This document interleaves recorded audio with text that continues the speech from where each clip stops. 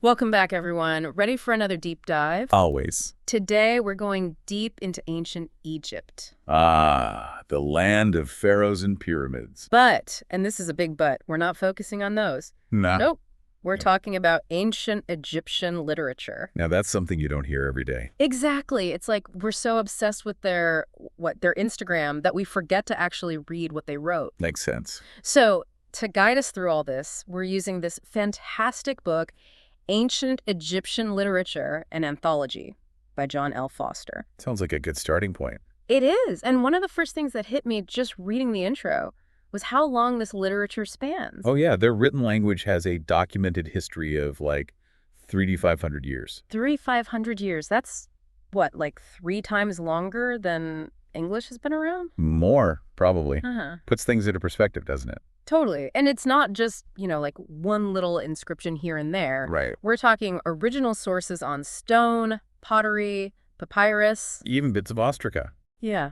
Actual words written by, well, not written, but, inscribed by ancient Egyptians. Direct link to the past. Amazing when you think about it. It is, but it's also kind of a miracle that any of it survived at all. True. I mean, think about it. Mhm. Crumbling stone, papyrus with holes. Bits and tatters. Exactly. Foster even mentions this papyrus with just a fragment of a poem. It's like, when the wind comes, it veers toward the sycamore. When you come. And then nothing. Yeah, just gone. It makes you wonder how much we've lost. A lot, most likely. Yeah. The work scholars do is incredible, piecing all these bits together, translating. It's like a giant jigsaw puzzle, right? Yeah, exactly.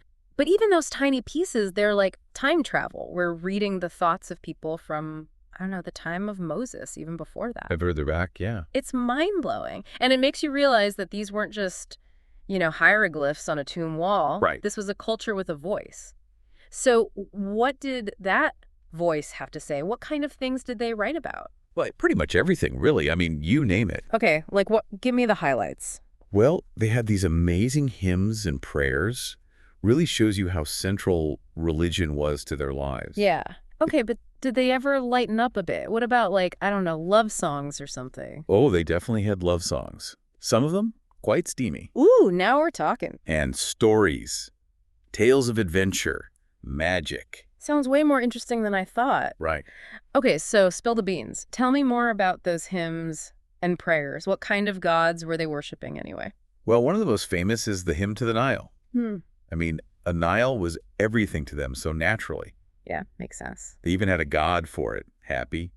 It's a beautiful hymn, really. You can feel their reverence for the river. So it's not just a poem about, like, a pretty river. Oh, no, it's way deeper than that. It shows how much they depended on the Nile, how it was the source of life for them. That makes you think, what would be our equivalent today? What would we write hymns about? That's a good question. Right. Maybe the internet. Maybe. Or perhaps something even more fundamental like, I don't know, clean water. Yeah, makes you appreciate the simple things. Definitely. Okay, so back to those love songs you mentioned. Oh, right. Some of them were really out there, inscribed on temple walls. Imagine that, declaring your love for all eternity. Wow, talk about a grand gesture. There's this one dedicated to Queen Nefertari. It's quite something. I bet. So we've got the hymns, the love songs. What else did they have? Like anything practical? I don't know, maybe like self-help guides for ancient Egypt? Funny you should say that. They did have what we call instructions. Basically advice on how to live a good life. Oh, really? Yeah, like the instruction for Merikari. It's all about leadership, governance.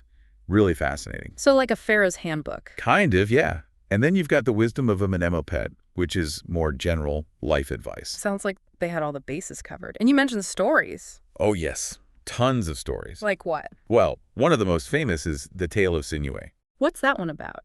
It's about this court official, Sinuhe, who has to flee Egypt after witnessing something he shouldn't have. Uh-oh. Yeah, and he ends up living in a foreign land for years, becomes a warrior, the whole 9 yards. It's a great story. Sounds like it. Okay, so we've established that ancient Egyptian literature wasn't just boring hymns. Not at all. There was a lot more going on there. But how does this all fit into the bigger picture of world literature? I mean, we all know about the Greeks, the Romans, Shakespeare, but what about the Egyptians? Well, that's the amazing thing. Egyptian literature, alongside Sumero-Akkadian literature, is considered the world's first. Whoa, really? Yeah, this is the earliest written stuff we have, like the very beginning of storytelling as we know it. It Wow. predates everything else, even the Greek epics and all that. So it's like the fountainhead of literature. Exactly. It's pretty mind-blowing when you think about it. It is. And what makes it so unique compared to, later stuff? Well, for one, there's a certain rawness to it. It's direct, unfiltered, They weren't concerned with fancy literary tricks. Yeah, they were just trying to capture life. Exactly. And it's powerful even today. It speaks to something universal in us, I think. I can see that. This has been an amazing journey so far. It's incredible to think that these ancient voices are still speaking to us across, what, millennia? Millennia, yeah. And we've only just scratched the surface. Oh, I know. There's so much more to uncover.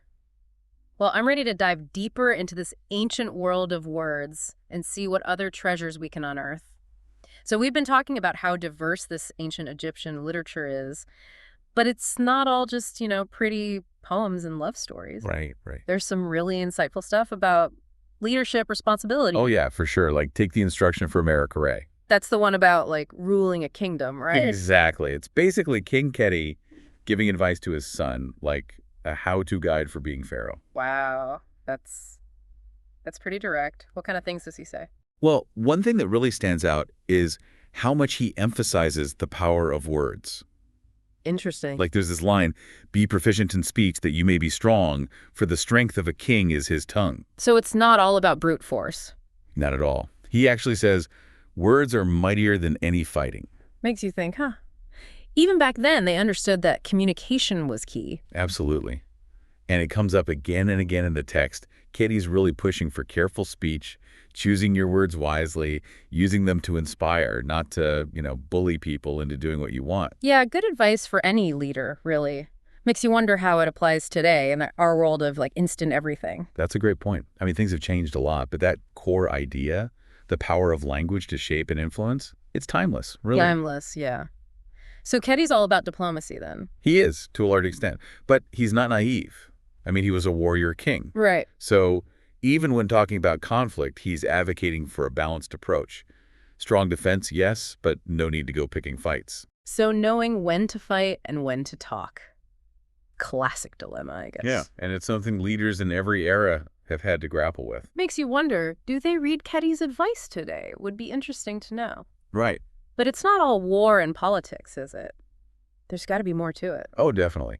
Keti spends a lot of time on, like, knowledge, learning, even spirituality. Oh. He tells his son to, like, enrich the offerings and worship God, things like that. So it's not just about being a good ruler, it's about being a good person. You could say that. It's about connecting to something bigger than yourself, something beyond just power and conquest. Interesting how that all ties together.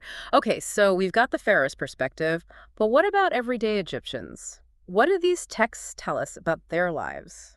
Well, one thing that comes up a lot is their belief in the afterlife. Oh, right, the whole mummy thing. Yeah, but it's more than just mummies. It's this whole elaborate system of beliefs about what happens after death. And this was just for pharaohs, right? Well, the pharaoh's journey was seen as particularly important, but the belief in an afterlife was widespread. Everyone hoped for a good afterlife, basically. So, like, what? They all wanted to be mummified. Not necessarily. Yeah. But they did believe in a kind of judgment, a weighing of your heart against a feather. If you lived a good life, then... You gotta chill with the gods. Something like that, yeah. Sounds pretty intense. But was it all just, doom and gloom? Did they ever have any fun? Oh, absolutely. I mean, those love songs we talked about, those were definitely about enjoying life. True. And then there are these things called Harper songs, often performed at funerals. Wait, songs at funerals? Isn't that a bit inappropriate? Well, you might think so, but they're not what you'd expect. They're actually quite upbeat. Upbeat. Yeah, they talk about, like, the fleeting nature of life, making the most of every moment. So even in the face of death, they found a way to celebrate life. Exactly. It's a powerful message, really, and one that still resonates today. It does. But weren't these songs like part of the whole religious thing? Wasn't that all about the afterlife and all that? It was, but the Harper songs seem to have a slightly different take on it all. Oh, how so? Well, they don't really focus on all the rituals and the judgment and all that. It's more about living a good life now, making the most of the time you have. Interesting. So even within their religious beliefs, there was room for different perspectives. It seems that way, yeah. It makes you realize that ancient Egypt wasn't this monolithic thing, There were different voices, different ways of thinking. Like we're seeing today, right? Even within one culture, there are so many different viewpoints. Exactly. And these texts are giving us this amazing glimpse into that complexity. It's not just about pharaohs and pyramids. It's about real people with their hopes and fears and all the things that make us human. It's like we're putting together this giant puzzle, one piece at a time. And with every piece, we get a clearer picture of what life was really like back then. Exactly. And what's really exciting is that we've only just started to explore this vast library of ancient Egyptian literature. There's so much more out there just waiting to be discovered. Well, I'm ready to keep digging. Okay, so we've covered a lot of ground, from powerful pharaohs to everyday Egyptians and their hopes for the afterlife. But there's one more text I really want to talk about. Oh, yeah? Which one? It's called The Wisdom of Amenemope.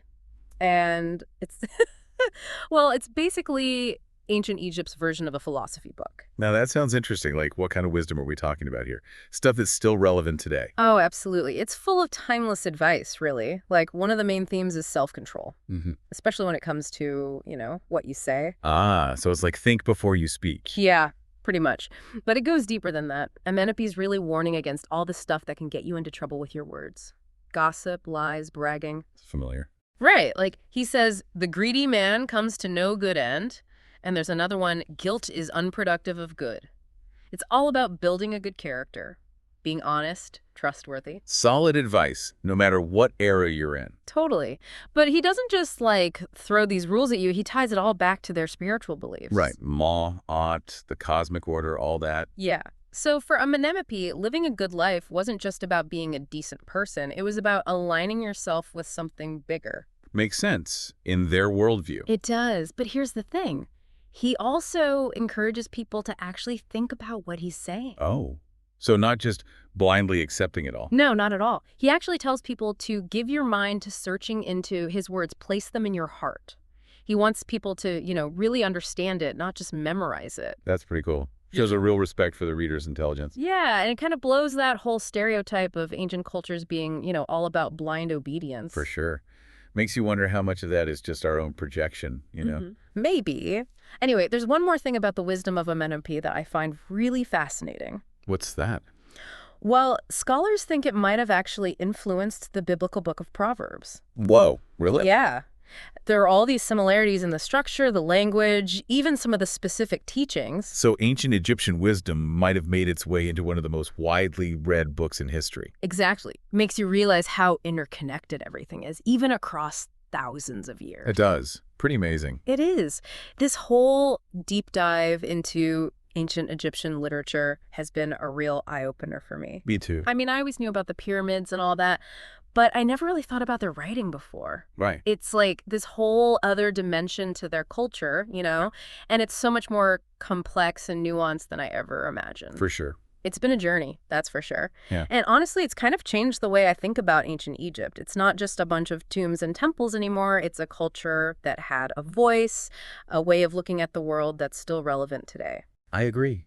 It's a reminder that even though these civilizations are long gone, their stories, their ideas, they can still speak to us. They do. It's like they're saying, hey, we were here, we had something to say, and maybe it's worth listening to. Exactly.